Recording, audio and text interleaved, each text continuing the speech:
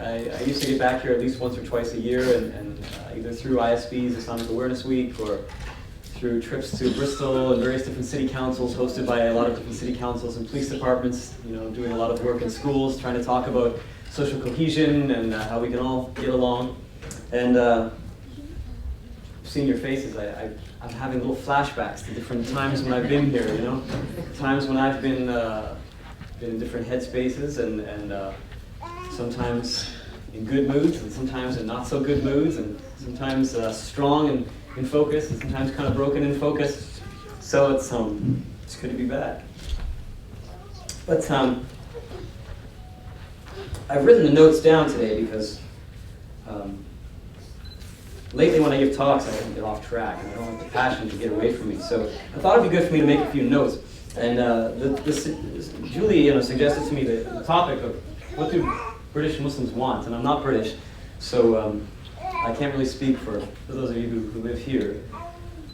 Muslims, well, that's been up in debate lately, ever since somebody found out that I hung out in Unitarian churches once in a while. There's been some buzz going around that nobody quite knows what. And the latest thing I've heard is that I was never a Muslim ever anyway. I was always just a hippie who was trying to use you people to make money. So I don't quite know if that's what it's all about. People have their opinions and they're entitled to them. But the word that kind of jumped out most at me in the sentence was want. Because now with two little girls, it's I'm always trying to look at the difference between needs and wants. I'm trying to help myself, better understand needs and wants so that I can help my children understand the difference between needs and wants. And I struggle a lot with that. Growing up in Canada, it's a British colony, so I do have some links. I grew up watching Doctor Who and a lot of BBC television. So, Canada is very similar to your lifestyle in Britain. And part of the reason why I was really drawn to the Quran at the age of 21 was because of that recognition in myself that it's very hard to live a life of integrity and to truly understand the difference between needs and wants. One of my heroes, he's a folk singer in America named Pete Seeger. He's been a social activist and a songwriter for many years. He's 93 right now, and he's still out there fighting for the little guy. He said one time in an interview that the second you leave your house, you become a hypocrite. It's very easy to have ideas and hopes for yourself and your life, but once you get into the world and you're put into the lives of other people, there's always going to have to be some degree of give and take. This is the nature of community and of life. And that word want really jumped out at me because as a suggestion, I think it's always important for us to look more at maybe the question being what should Muslims be doing, than just what we want.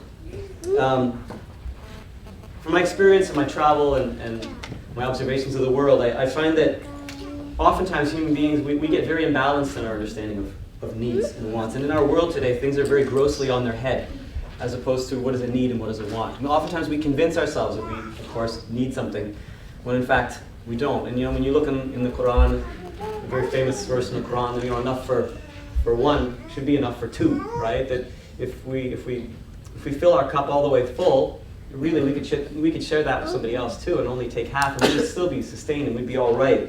But a lot of times, we tend to, as inflation goes with money, it also comes in lifestyle. Our inflation oftentimes puts us out of perspective of what's a need and what's a want.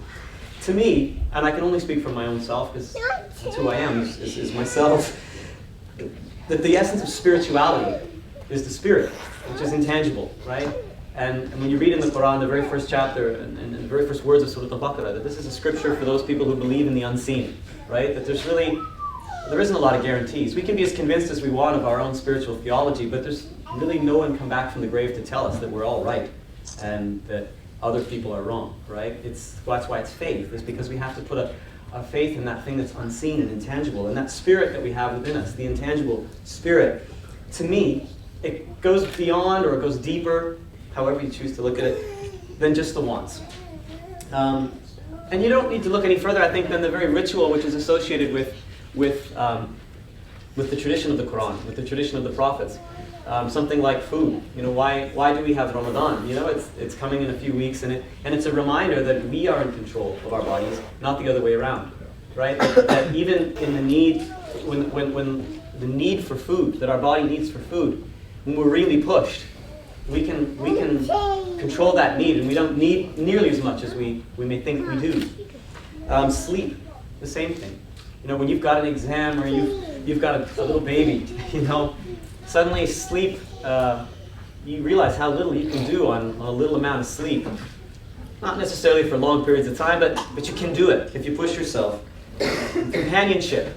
I wrote a song many, many years ago called The Story of Yusuf, and many people have asked me, was that about Prophet Yusuf? It was actually about a friend of mine from Afghanistan who, back in the early 80s, was taken prisoner. He was a nursing student, and he was pulled out of school one day and thrown in jail. And he was there for 7 years, and he was tortured. And he told me when I said to him, "Wow, what an incredible experience," he said, "No, that was like a university for me. That prison that I was in was like university. I call it the University of Joseph, because it was in that university that I understood what I was made of." And he talked about being denied food and sleep and companionship, and family, and that soul, that spirit. That if we can connect to it, why do we seek out? What is it that we're seeking with our spirits? Is that strength, that inner strength, or that strength that comes from something beyond us, from God? Many people are drawn to Scripture. I see in the people that I meet for answers, and for these answers that are spiritual answers, right? And many people, on the other hand, are drawn to organizations, or they're drawn to religious institutions, or religion in and of itself for other reasons. Maybe not just because of the answers or the quest that they're on for answers, but because of maybe a need for something different than those answers. And that's when I would begin to say that we need to go back and re-examine what is a need and what is a want. I really believe that in my own life it's been very important to assess very honestly what we're seeking, what I'm seeking in myself, and perhaps you can look at your own lives. What are you seeking?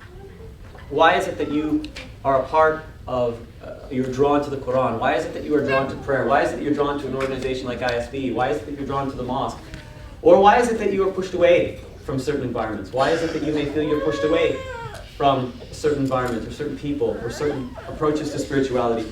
Because if we don't understand why we're on that journey, or where we're going, then it's hard to begin to discern the needs from the wants.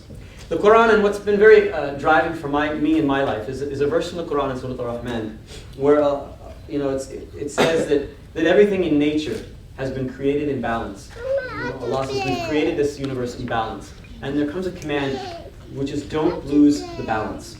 And to me, this is a very important part of the Quran, because it's encouraging us to accept responsibility. Responsibility coming from Latin, being the ability to come back to a promise, basically. Sponde is promise, and responsibility is to come back to this promise. What promise? If we are on this quest, if we feel that there is a being out there that's brought us into this life and has said to us, your responsibility is to keep the balance. And as human beings, we say, okay, you make that kalima, that there is no worthy of worship except for God, and I make that promise. So responsibility is no more than just that constant reaffirmation that we have to come back to that promise and assess the needs by looking at what is natural and looking at what in its natural state is that balance that God has created. And if we see that balance being tipped, then to find a way as people of responsibility and of promises and people of our word to help bring that balance back. And to reassess the need for the reconfiguration of that balance. If, on the other hand, we just want to be heard, we want to be validated, we like to be segregated, we want to be powerful, we want to be liked in the community, then our actions and our priorities are going to be very different. To me, the act of being a Muslim, and I call it the act of being a Muslim, because the word Islam, as anybody who knows me, if any of you know me from the past, you know that this is my soapbox. That Islam is not a noun. It's not the noun that we've translated it as for 1,400 years. It's a verbal, it's a verb in the Arabic language, the garin, the verbal noun, the act of entering into peace, the act of surrendering. Like someone who sings, you sing, ghani, sing, ghani, the singer, salam, peace, Islam, the act of surrendering or establishing peace, Muslim, the doer of the action. So that action of trying to establish peace, or to keep the balance of the peace of God's creation, is very different than the want of wanting to be validated as a minority community or a minority religious community, or, you know, I want the right to do this, I want the right to do that. Children want a lot of things because they don't understand the difference between needs and wants. And often we say to our children, you don't need that, but I want it. Yeah, you may want it, but it might not necessarily really be really relevant to our lives.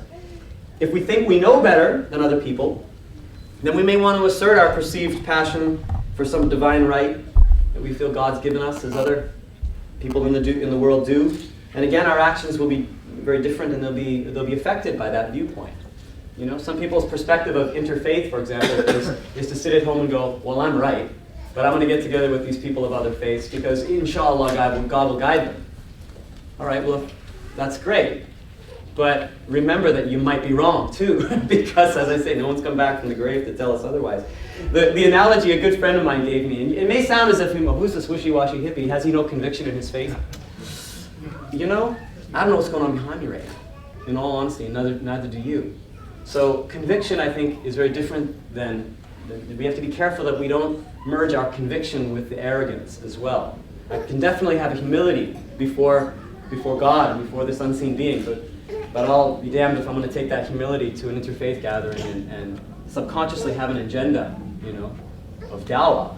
Because there's a very big difference between inviting someone to your house to feed them because you want them to be comfortable and fed, and inviting them to your house to feed them because you want them to do something for you, or, you know, whatever. One analogy that we could keep in mind is an analogy a friend of mine gave me about this quest, this spiritual quest to try and find the needs in life and the balance of God's creation and try and keep that balance, is that of a highway, driving on this highway and saying, you know, this is where I would like to be. This is the balance I seek to achieve in my own life and the balance that I would like to help maintain in the world. And as we drive along that road, oftentimes we're passed by various different cars, people who lean their head out the window and say, we're going in that direction and we can get you there fast, so why don't you jump in? And we say, all right, I'll do that.